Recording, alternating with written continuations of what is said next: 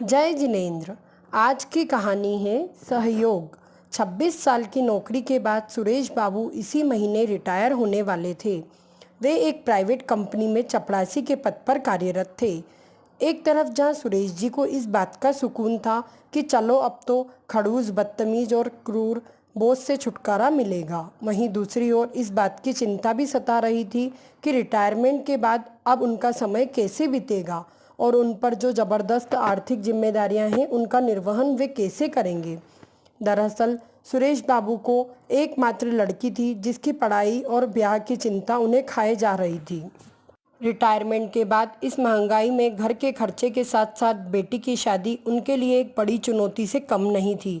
ऊपर से उनकी बीमार पत्नी का इलाज अलग से मुंह बाएं खड़ा था। हालांकि लगभग 60 कर्मचारियों वाले उस दफ्तर में अपने सुप्रीम बॉस सहित कुछ लोगों के बुरे बर्ताव के कारण वे मन ही मन बहुत दुखी भी रहते थे।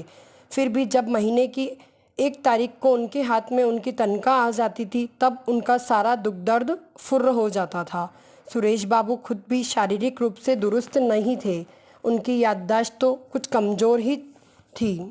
अब उनका हाथ भी कांपने लगा था। न चाहते हुए भी कुछ न कुछ गलती अक्सर उनसे हो ही जाती थी।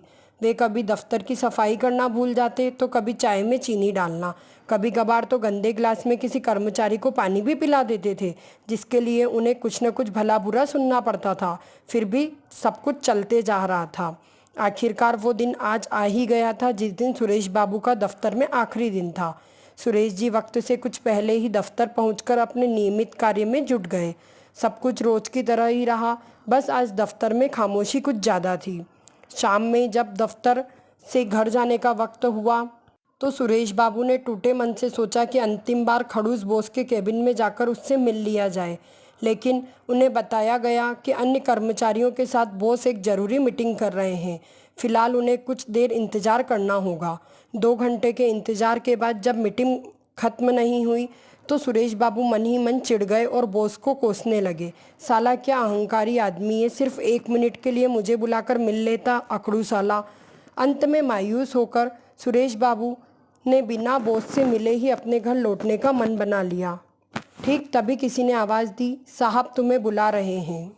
सुरेश बाबू झटपट अंदर दाखिल हुए, लेकिन बॉस के केबिन का नजारा कुछ बदला हुआ सा था। सुरेश जी को देखते ही सभी कर्मचारियों ने जोर से ताली बजाकर उनका गर्मजोश से स्वागत किया। फिर बॉस ने मेज पर रखे एक केक को काटने के लिए सुरेश जी को धीरे से इशारा किया।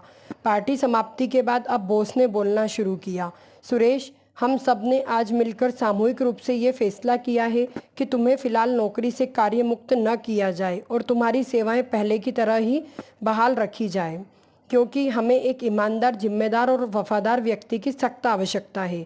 कुछ मामूली लापरवाहियों को नज़रअंदाज कर दिया जाए तो तुम एक बेहद ही कर्मनिष्ठ व्यक्ति हो। तुम्हें तुम्हारी सेवाओं के बदले प्रत्येक कर्मचारी की तरफ से महीने के अंत में 500 रुपये दिए जाएंगे।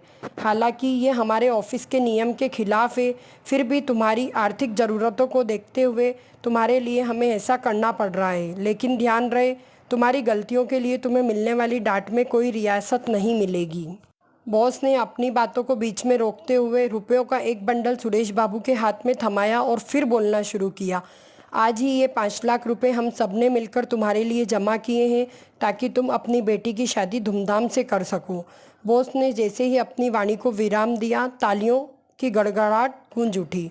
सुरेश बाबू रोते हुए बॉस के चरणों में झुक गए, लेकिन बॉस ने उन्हें पकड़कर गले लगा लिया। ऑफिस से निकलने के बाद डबडबाई आंखों को लेकर सुरेश बाबू अपने घर की ओर जाते हुए बस यही सोच रहे थे, आज तक जिन लोगों को वे खड़ूस और बेरहम समझ रहे थे वे हकीकत में कुछ और ही निकल गए। अक्सर हमारे नकारात्मक विचारों के कारण किसी भी व्यक्ति के प्रति हमारे मन में जो धारणा बन जाती है वे हमेशा सही नहीं होती। कभी कभी लोग इतने बुरे भी नहीं होते जितने हम उन्हें मान बैठते हैं। जय जिनेंद्र।